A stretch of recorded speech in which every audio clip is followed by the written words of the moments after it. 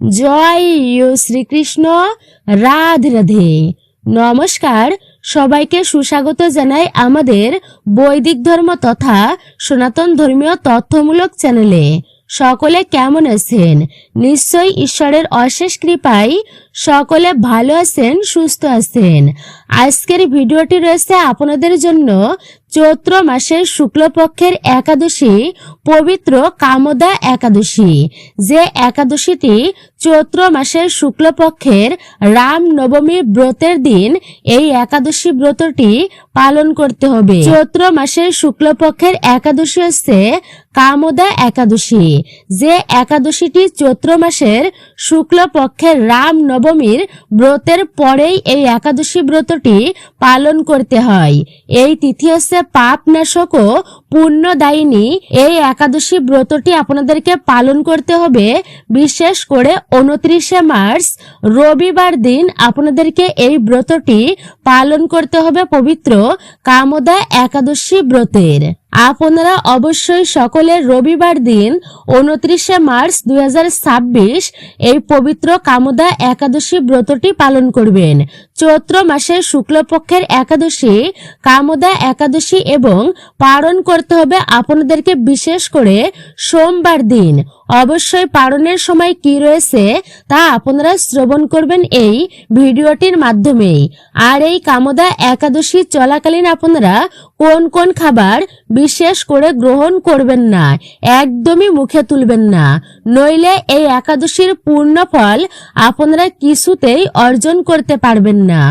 এই একাদশী ব্রত পালন করে কোনো ফলাফল পূর্ণ হবে না আপনাদের। তাই অবশ্যই আপনারা সতর্ক এবং সাবধান থাকবেন। একাদশী ব্রতের দিনে 29শে মার্চ রবিবার দিন যে সকল ভক্তেরা আপনারা এই কামদা একাদশীর ব্রত পালন করবেন। আর অবশ্যই ভিডিওটি আপনারা শুরু থেকে শেষ পর্যন্ত ভক্তি সহকারে শ্রবণ করবেন। আর আপনি যদি আমাদের বৈদিক ধর্ম চ্যানেলের নতুন দর্শক হয়ে থাকেন বা এই প্রথমবার ভিডিও দেখছেন তো বিনীত অনুরোধ করব অবশ্যই চ্যানেলটি সাবস্ক্রাইব করবেন, পাশে থাকা নোটিফিকেশন বেল আইকনটি অল করে দিবেন।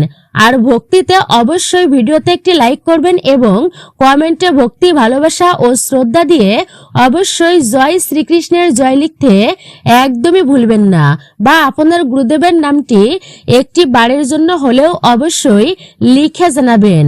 শ্রবণ করবেন এই কামদা একাদশীর ব্রত কথা কি রয়েছে, এই ব্রত কথা শ্রবণের ফলে কি ফল লাভ হয় আমাদের, এই কামদা একাদশী ব্রত পালন করলে কি ফলাফল পাওয়া যায়।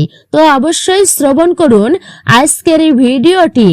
চৈত্র মাসের শুক্লপক্ষের নবমী তিথির পরবর্তী রাম নবমী তিথির পরবর্তী হচ্ছে একাদশী, পবিত্র কামদা একাদশী ব্রতটি আপনাদেরকে পালন করতে হবে 2026 সালের 29শে মার্চ রবিবার দিন। বাংলাদেশ তথা ভারতে সর্বদেশেই এই ব্রতটি পালন করতে হবে রবিবার দিন 29শে মার্চ। আপনারা ভক্তি ভরে এই দিনে ব্রতটি অবশ্যই পালন করবেন। চৈত্র নবরাত্রির পরের দিনই কামদা একাদশী নামেই পরিচিত, তাই মানুষ একে চৈত্র শুক্লা একাদশী বলেও থাকেন। ধর্মীয় বিশ্বাস অনুসারে কামদা একাদশী হল ভগবান বিষ্ণুর আরেক অবতার ভগবান শ্রীকৃষ্ণের উপাসনার বিশেষ দিন।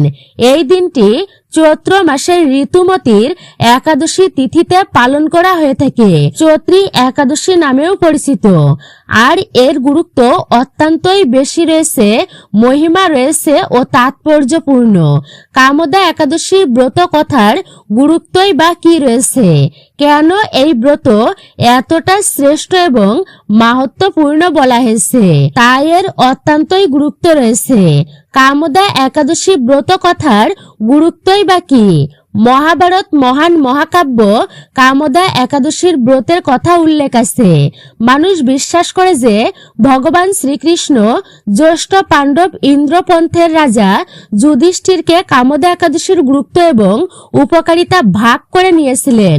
বরাহ পুরাণে কামদা একাদশীর গল্পের উল্লেখ রয়েছে। অর্থাৎ মাহাত্ম্য কথা উল্লেখিত রয়েছে। কামদা অর্থ সমস্ত ইচ্ছা পূরণ।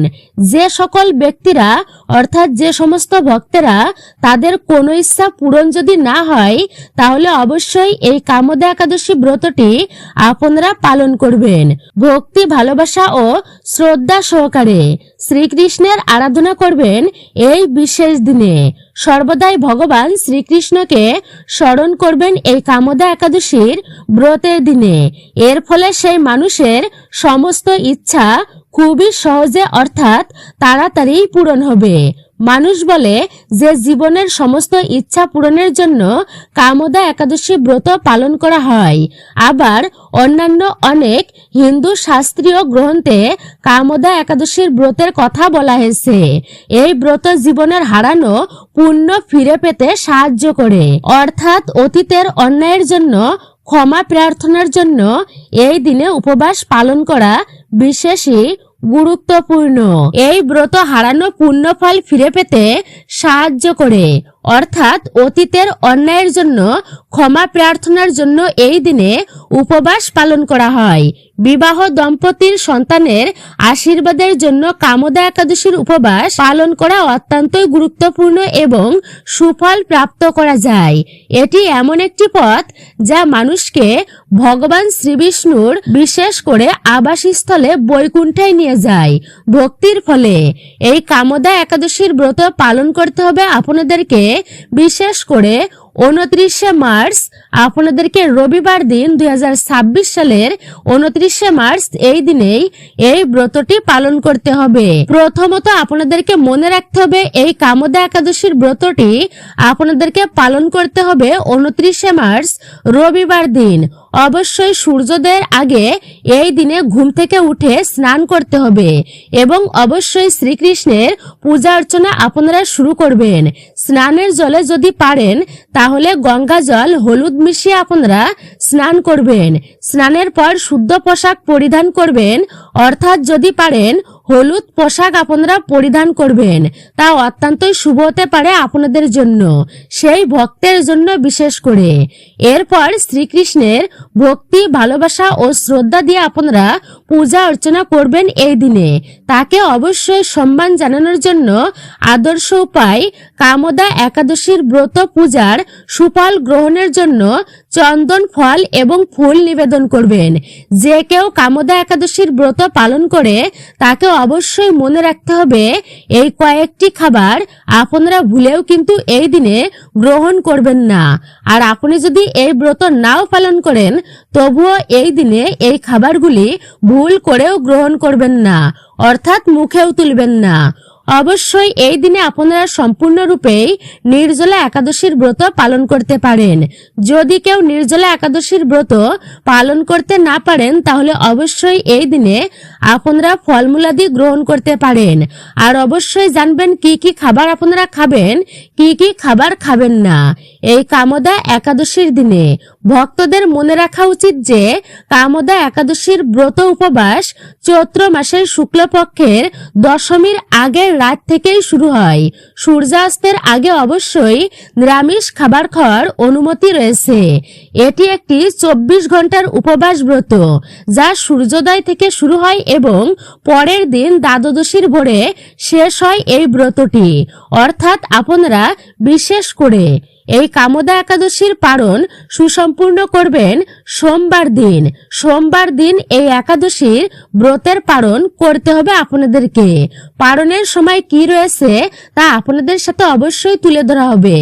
উপবাস এবং পালনের শেষ করার দিনে আপনারা বিশেষ করে লোকেদের মানে ব্রাহ্মণদেরকে শস্য অর্থ দান করবেন এবং আপনারা এই দিনে ভক্তেরা শ্রীবিষ্ণুর পূজা অর্চনা করার সময় ভগবান বিষ্ণুর 1000 নাম আপনারা জপ করবেন, অর্থাৎ সহস্র নাম আপনারা বিশেষ করে জপ করবেন একাদশী ব্রতের দিনে। এছাড়া শ্রীবিষ্ণুর মহামন্ত্রটিও আপনারা জপ করতে পারেন। ওম নমো ভগবতে বাসুদেবায়, ওম নমো ভগবতে বাসুদেবায়, ওম নমো ভগবতে বাসুদেবায়। এই মন্ত্রটি আপনারা 108 বার অবশ্যই পারলে জপ করবেন এই দিনে।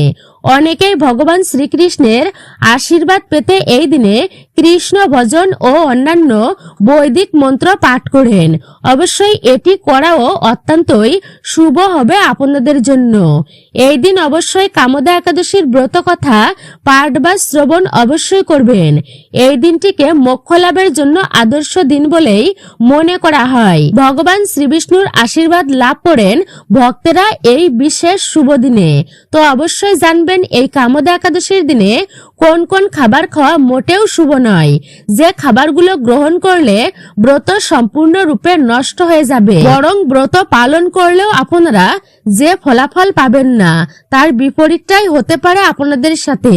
অর্থাৎ পাপের অংশীদারি হতে হবে আপনাদেরকে পুণ্যের পরিবর্তে। সনাতন হিন্দু ধর্মের একাদশীর উপবাস অত্যন্তই পবিত্র এবং আত্মশুদ্ধির একটি গুরুত্বপূর্ণ ব্রত। এই বিশেষ দিনে ভগবান বিষ্ণুর উপাসনার মাধ্যমে ভক্তেরা শারীরিক ও মানসিক শুদ্ধি ও ঈশ্বরের বিশেষ কৃপা লাভ করে থাকেন। তবে উপবাসের মূল উদ্দেশ্য শুধুমাত্র নির্দিষ্ট সময়েই না খেয়ে থাকাই নয়, বরং শাস্ত্র অনুযায়ী ব্রতের নিয়ম পালন করা। অনেকেই আছেন একাদশীর উপবাস রাখতে চান, শারীরিক অসুস্থতার জন্য সম্পূর্ণ দিন কিছু না কিছু খেয়ে তারা থাকতেই পারেন না। অনেকেই আছেন তারা একাদশীর উপবাস বিশেষ করে রাখতে চান, শারীরিক অসুস্থতার জন্য সম্পূর্ণ দিন কিছু না খেয়ে তারা থাকতে পারেন না। তাদের জন্য এই খাবারগুলো গ্রহণ করতে পারেন আপনারা। আর অবশ্যই মনে রাখবেন আপনারা কোন কোন খাবার নিষিদ্ধ রয়েছে, যা ভুলেও আপনারা খাবেন না বা গ্রহণও করবেন না, একদমই উচিত নয়। মনে রাখবেন কামদা একাদশীর ব্রত চলাকালীন এই একাদশীর খাদ্য তালিকায় যে 5 প্রকার রবি শস্য রয়েছে সেগুলো সম্পূর্ণরূপে বর্জন করতে হবে। প্রথমত রয়েছে ধান থেকে তৈরি খাবার, যেগুলো আমরা পাই ধান থেকে, এবং তা হচ্ছে বিশেষ করে এই কামদা একাদশীর ব্রত চলাকালীন অন্ন, চাল, মুড়ি, চিরা, সুজি, পায়েস, খিচুড়ি, চাউলের পিঠা, খই ইত্যাদি সম্পূর্ণরূপে ধান থেকে তৈরি খাবার বর্জন করতে হবে আপনাদেরকে। দ্বিতীয়ত রয়েছে গম থেকে তৈরি খাবার, অর্থাৎ আটা, ময়দা, সুজি, সেমা চাউল, চাউলের গুঁড়া, সমস্ত প্রকার রুটি, সকল প্রকার বিস্কুট, হরলিক্স সবকিছু আপনাদেরকে বর্জন করতে হবে। তৃতীয়ত রয়েছে জব, জোয়ার, বাজরা, ছাতু, খই, রুটি, সয়াবিনের তেল, দই, সয়াবিনের তেল, বিশেষ করে আপনারা সরিষা জাতীয় কোনো খাবার এই দিনে গ্রহণ করবেন না, এই সমস্ত খাবার ত্যাগ করতে বলা হয়েছে। ডাল থেকে তৈরি খাবার আপনারা ভুলেও খাবেন না, বিশেষ করে আপনারা মুসুর ডাল, মুগ ডাল, খেসারি, আপনারা অরহর, মটরশুঁটি, উড়োর ডাল, ছোলার ডাল, সয়াবিনের ডাল আপনারা বিশেষ করে এগুলি ভুলেও কিন্তু খাবেন না। কাবলি ছোলা, মুসুর ডাল, বটের ডাল, মাসকলাই, বেসন, কালাই গুঁড়ো আপনারা এগুলি ভুলেও কিন্তু গ্রহণ করবেন না। সকল প্রকার ডাল জাতীয় খাবার পরিত্যাগ করবেন এই কামদা একাদশীর ব্রত চলাকালে। এবং যে সমস্ত খাবার আরো খাবেন না আর তা হচ্ছে তেল জাতীয় খাবার, বিশেষ করে সরিষার তেল, সয়াবিনের তেল, তিলের তেল আপনারা সবজির মধ্যে ভুলেও কিন্তু ব্যবহার করবেন না। বনস্পতির তেলও আপনারা ব্যবহার করবেন না, সম্পূর্ণরূপেই বর্জনীয়। আপনারা বিশেষ করে ঘি, সূর্যমুখী বা বাদাম তেল দিয়ে আপনারা সবজি রন্ধন করে খেতে পারেন এই বিশেষ দিনে ঠাকুরকে অর্পণ করে। আপনারা চীনা বাদাম, কাজু বাদাম, আলুর চিপস বা অন্যান্য খাবার সম্পূর্ণরূপে আপনারা এগুলি কিন্তু বর্জন করবেন। মনে রাখবেন যে সকল পঞ্চ রবিশস্য খাবার রয়েছে আপনাদের সাথে তা তুলে ধরা হলো, এবং কয়েকটি সবজি আপনারা ভুলেও গ্রহণ করবেন না এই একাদশীর দিনে। এবং বিশেষ করে শাক কিন্তু আপনারা গ্রহণ করবেন না, সমস্ত প্রকার শাক বর্জনীয়। পুঁই শাক, লাউ শাক, মিষ্টি কুমড়া, লাল শাক, কলমি শাক, পালন শাক আপনারা ভুল করেও একাদশী ব্রতের দিনে ভুলেও কিন্তু সবজির মধ্যে ব্যবহার করবেন না। পাঁচফোড়ন বর্জনীয়। অবশ্যই আপনারা এই বিষয়গুলি মনে রাখবেন, আপনারা সম্পূর্ণরূপে এগুলি বর্জন করবেন, নতুবা কিন্তু আপনার ব্রতটি নষ্ট হয়ে যাবে। উল্লেখ্য, যারা সাত্বিক আহারী আপনারা বিশেষ করে এই দিনে সিগারেট, পান, কফি, বিড়ি আপনারা এগুলি ভুলেও কিন্তু গ্রহণ করবেন না। একাদশী ব্রত চলাকালীন অবশ্যই আপনারা নেশাজাতীয় দ্রব্য বর্জন করবেন। এই সমস্ত খাবার আপনাকে ত্যাগ করতে হবে, তবে আপনার ব্রতটি সুসম্পূর্ণ হবে। অনেকেই প্রশ্ন করেন, তাহলে আমরা কোন খাবারগুলি খেতে পারবো, অর্থাৎ কোন কোন সবজি খেতে পারবেন আপনারা, কোন কোন খাবার খেতে পারবেন না এই একাদশীর দিন, কোন কোন খাবার গ্রহণ করা যাবে। বিশেষ করে কলা, কমলা লেবু, কাঁঠাল, নাশপাতি, আপেল, আখ, আম, পানি ফল, আনারস, নারিকেল, তরমুজ, পেয়ারা এই সমস্ত ফল আপনারা খেতে পারেন। এছাড়াও বলা হয়েছে দেশি গরুর দুগ্ধ, দুধের তৈরি সমস্ত প্রকার পদার্থ গ্রহণ করা যেতে পারে। কি কি সবজি খাবেন? গোল আলু, মিষ্টি আলু, চাল কুমড়া, পেঁপে, টমেটো, ফুলকপি, শসা এইসব খাবার আপনারা খেতে পারেন। আপনারা এ সমস্ত সবজি বিশেষ করে শুদ্ধ ঘি দিয়ে, অর্থাৎ খাঁটি ঘি দিয়ে আপনারা রন্ধন করে প্রথমে ভগবান শ্রীহরিকে উৎসর্গ করে তারপরেই প্রসাদ রূপে গ্রহণ করা যেতে পারে। কিন্তু মনে রাখবেন, মশলা অর্থাৎ কি কি মশলা আপনারা খেতে পারেন? গোলমরিচ, আদা, সামুদ্রিক লবণ অর্থাৎ সন্দর্ভ লবণ একাদশীর দিন বিশেষ করে আপনারা এগুলি গ্রহণ করতে পারবেন। তবে আপনারা বিশেষ করে সাধারণ লবণ খাবেন না। কাঁচা হলুদ, দেশি ঘি আপনারা বিশেষ করে বাড়ির তৈরি হলুদ যদি হয়ে থাকে তাহলে সেটি গ্রহণ করা অত্যন্তই ভালো এবং আপনারা সেটি গ্রহণ করতে পারবেন। তবে বাজার থেকে কেনার সময় অবশ্যই সতর্ক থাকবেন যেন বিশেষ করে অন্য কিছু মিশ্রিত না হয়। আপনারা অবশ্যই এই দিনে দুগ্ধ, মাখন আপনারা খেতে পারেন। ঘি, বাদাম তেল, নারিকেল আপনারা এই সমস্ত খাবার খেতে পারবেন। অনেক ভক্ত প্রশ্ন করেছেন, সাবুদানা কি খাওয়া যাবে, অর্থাৎ সাবুদানা কি একাদশী চলমান খাওয়া যেতে পারে কিনা? সাবুদানা সাধারণত বিশেষ করে বলা হয়েছে শাকাহারী বলা হয়, উপবাসে প্রয়োগ করা যেতে পারে, কিন্তু অবশ্যই সাবুদানা সেটি অর্থাৎ এটি শুদ্ধ নয়। সাবুদানা কসবা নামক বনস্পতির মূল থেকে তৈরি হয়, কিন্তু সাবুদানার পরিধিতে এতই অপবিত্র যে তাকে শাকাহারী ও স্বাস্থ্য পদে বলেই চলবে না। তাই একাদশী চলমান সাবুদানা খাওয়া উচিত নয়, এটি বর্জন করতে হবে।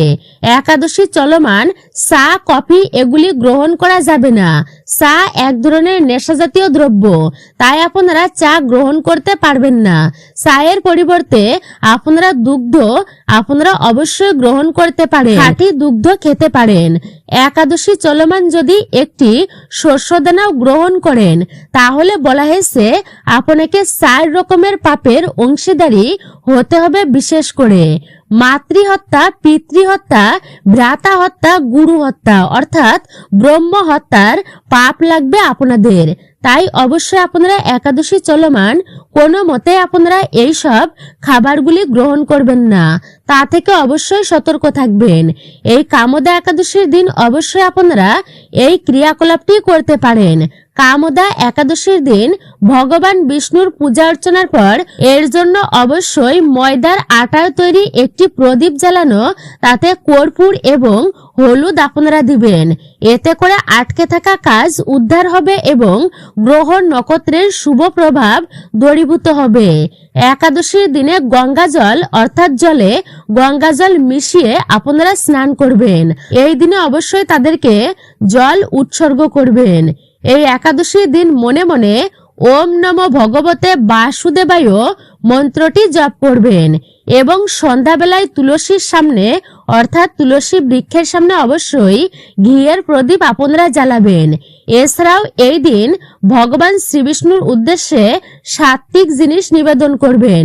প্রসাদে তুলসী পাতা ব্যবহার করতে ভুলবেন না, এতে করে সকল ইচ্ছা পূরণ হবে, আপনার পরিবারের সদস্যদের উন্নতি হবে। আপনারা অবশ্যই 27 মার্চ রবিবার দিন পালিত হচ্ছে চৈত্র শুক্লপক্ষের কামদা একাদশী ব্রতটি। এই দিন অবশ্যই ভগবান বিষ্ণুর সঙ্গে দেবী লক্ষ্মীর পূজা অর্চনা করুন এবং শ্রীবিষ্ণুর সহস্র নামের সঙ্গে অবশ্যই কনক দ্বারা স্তোত্র পাঠ করুন। এটি করলে ভগবান বিষ্ণু এবং মাতা লক্ষ্মীর আশীর্বাদ লাভ হয়। কখনো ধন সম্পদ ও শস্যর অভাব হবে না। তাও অবশ্যই আপনারা বিশেষ করে এই বিশেষ দিন রবিবার দিন আপনারা একাদশী ব্রতটি ভক্তি ভরে পালন করুন এবং এই সব ক্রিয়াকলাপ অবশ্যই আপনারা করবেন। আর এই দিনে কিন্তু ভুলেও আপনারা কোনো ক্ষৌরকর্ম করবেন না। ভুল করেও তেতো জাতীয় কোনো খাবার আপনারা গ্রহণ করবেন না। উচ্ছে, করলা বা টক জাতীয় খাবার এই দিনে আপনারা ভুলেও কিন্তু খাবেন না। কোনো পোড়া জাতীয় খাবার অর্থাৎ পুড়ে গেছে এমন খাবার ভুলেও কিন্তু আপনারা এই বিশেষ দিনে খাবেন না। নিম বেগুন বা বেগুন আপনারা বিশেষ করে এই একাদশী ব্রতের দিনে ভুল করেও খাবেন না। সিম, মটরশুঁটি আপনারা এই সমস্ত জিনিস অবশ্যই ত্যাগ করবেন। অবশ্যই মনে রাখবেন আপনারা কোনো প্রকার ডাল জাতীয় খাবার ভুল করেও খাবেন না। ছত্রাক, মাশরুম এগুলি ভুলেও কিন্তু আপনারা মুখেও তুলবেন না। ছোলা, বুট আপনারা এই দিনে বিশেষ করে আপনারা খাবেন না। বাজার থেকে কেনা প্যাকেট জাতীয় খেজুর আপনারা এটিও ভুলেও গ্রহণ করবেন না। তবে গাছ পাকা খেজুর অবশ্যই আপনারা খাবেন। প্যাকেট জাতীয় খেজুরে অবশ্যই সরিষার তেলের মিশ্রণ থাকে যাতে সেই খেজুরগুলি ভালো থাকে, অনেকদিন পর্যন্ত সংরক্ষণ করা যায়। তাই আপনারা এটি গ্রহণ করবেন না, অবশ্যই মনে রাখবেন।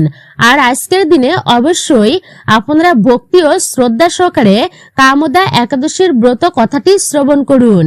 বিশেষ করে চৈত্র মাসের শুক্লপক্ষের কামদা একাদশীর ব্রত মাহাত্ম্যটি বরাহ পুরাণে বর্ণিত আছে। হে বাসুদেব, আপনি কৃপা করে আমার কাছে কামদা একাদশীর মহিমা কীর্তন করুন।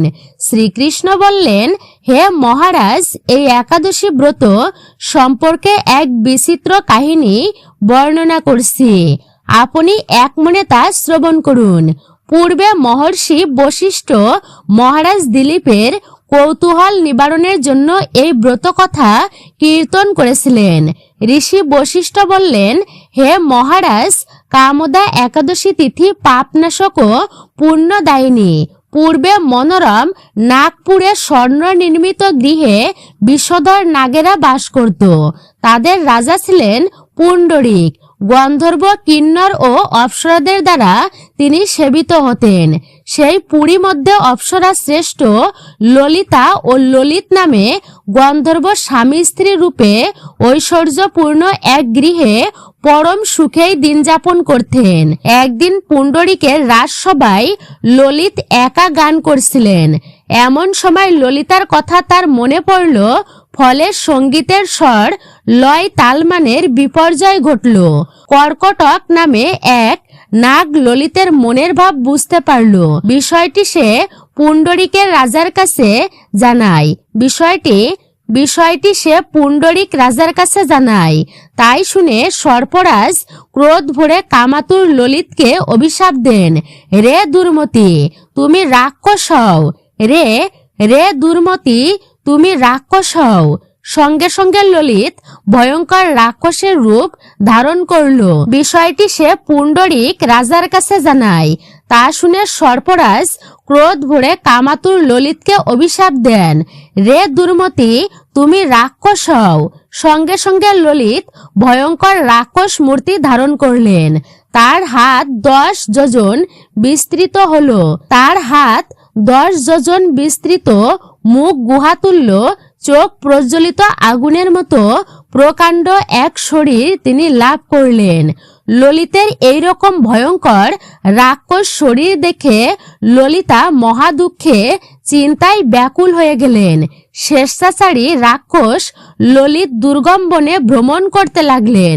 ললিত নির্দয়ভাবে মানুষ ভক্ষণ করত।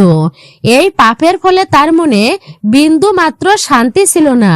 পতির সেই দুরবস্থা দেখে ব্যথিত চিত্তে কান্না করতে করতে ললিতা গভীর বনে প্রবেশ করলেন। একদিন ললিতা বিন্দ পর্বতে উপস্থিত হলেন। সেখানে ঋষ্যশৃঙ্গ মুনির আশ্রম দর্শন করে মুনির কাছে হাজির হলেন। তাকে প্রণাম করে সেখানেই দাঁড়িয়ে রইলেন। মুনিবর জিজ্ঞাসা করলেন, হে সুন্দরী, তুমি কে, কার কন্যা, কি কারণেই বা এই গভীর বনে এসেছো? উত্তরে ললিতা বললেন, হে প্রভু, আমি বীরধন্যা গন্ধর্বের কন্যা। আমার নাম ললিতা। আমার পতির পিশাচত্ব দূর হয় এমন কোনো উপায় জানবার জন্য আমি এখানেই এসেছি। কোন উপায়ের ফলে আমার পতির পিশাচত্ব দূর হবে? তখনই ঋষি বললেন, বিশেষ করে চৈত্র মাসের শুক্লপক্ষের কামদা নামে যে একাদশী আছে, তুমি সেই ব্রত যথাবিধি পালন করো। এই ব্রতের পুণ্যফল তোমার স্বামীকে অর্পণ করলে তৎক্ষণাৎ তার সমস্ত পাপ বিনষ্ট হবে। মুনির কথা শুনে ললিতা আনন্দ সহকারে কামদা একাদশীর ব্রত পালন করলেন। তারপর ব্রাহ্মণ ও বাসুদেবের সামনে পতির উদ্ধারের জন্য তিনি বললেন, আমি যে কামদা একাদশীর ব্রত পালন করেছি তার সমস্ত ফল আমার পতির উদ্দেশ্যে অর্পণ করলাম। এই পুণ্যের প্রভাবে তার পিশাচত্ব দূর হোক। এই কথা উচ্চারণ মাত্রই ললিত সাপ মুক্ত হয়ে দিব্য দেহ প্রাপ্ত হলো। পুনরায় গন্ধর্ব দেহ লাভ করে ললিতার সঙ্গে মিলিত হলেন। হে মহারাজ দিলীপ, এই ব্রত যত্ন সহকারে ভক্তি ভরে সকলেরই পালন করা কর্তব্য। এই ব্রত ব্রহ্মহত্যা, পাপ বিনাশক এবং পিশাচত্ব মোচন করে। এই ব্রত কথা শ্রদ্ধাপূর্বক পাঠ ও শ্রবণে বাজপেয় যজ্ঞের ফল লাভ হয়। আপনারা নিশ্চয়ই সকলেই বুঝতেই পেরেছেন এই কামদা একাদশী ব্রতটি পালন করলে আমরা কি ফল লাভ করতে পারি। মূলত এটাই ছিল কামদা একাদশীর ব্রত কথা, ব্রত মাহাত্ম্য। অবশ্যই ভক্তি ভরে আপনারা একাদশীর দিন এবং পারণের দিন হলেও একটি বারের জন্য হলেও আপনারা শ্রবণ করবেন অবশ্যই ভক্তি মনেই ব্রত কথাটি। আপনারা যে সকল ভক্তরা অবশ্যই ভক্তি ভরে এই কামদা একাদশীর ব্রতটি পালন করবেন তারা অবশ্যই বিশেষ করে সোমবার দিনে অর্থাৎ 30শে মার্চ সোমবার দিন আপনারা এই ব্রতের পালন কার্য সুসম্পূর্ণ করবেন ভক্তি ভরে। সোমবার দিন আপনারা সকাল 6টা থেকে শুরু করে অর্থাৎ সূর্যোদয় থেকে শুরু করে আপনারা সকাল 8টা 7 মিনিটের মধ্যে এই কামদা একাদশী ব্রতের পালন কার্য সুসম্পূর্ণ করবেন সমস্ত ভক্তেরা। জয় শ্রীকৃষ্ণ, রাধে রাধে। আজকের ভিডিওটি আমরা এখানেই সমাপ্ত করছি বৈদিক ধর্ম চ্যানেলের। ভিডিওটি অত্যন্তই গুরুত্বপূর্ণ ও মাহাত্ম্যপূর্ণ, তাৎপর্যপূর্ণ ছিল। অবশ্যই নিশ্চয়ই সকলে ভক্তি ভরেই শ্রবণ করেছেন। ভিডিওতে অবশ্যই একটি লাইক করবেন এবং কমেন্টে ভক্তি ভরে একটি বারের জন্য হলেও অবশ্যই লিখে জানান জয় শ্রীকৃষ্ণের জয়, জয় শ্রী বিষ্ণুর জয়, অথবা আপনার গুরুদেবের নামটি লিখে জানাতে একদমই ভুলবেন না। চ্যানেলে নতুন হলে অবশ্যই চ্যানেলটি সাবস্ক্রাইব করবেন, পাশে থাকার নোটিফিকেশন বেল আইকনটি অল করে দিবেন। একজন সনাতনী বোনকে আপনারা সাপোর্ট করবেন আমি আশা রাখছি। ভিডিও থেকে নিশ্চয়ই আপনারা উপকৃত ও সমৃদ্ধ হয়েছেন। সকলে ভালো থাকুন, সুস্থ থাকুন, পরম করুণাময় ঈশ্বরের অশেষ কৃপায়।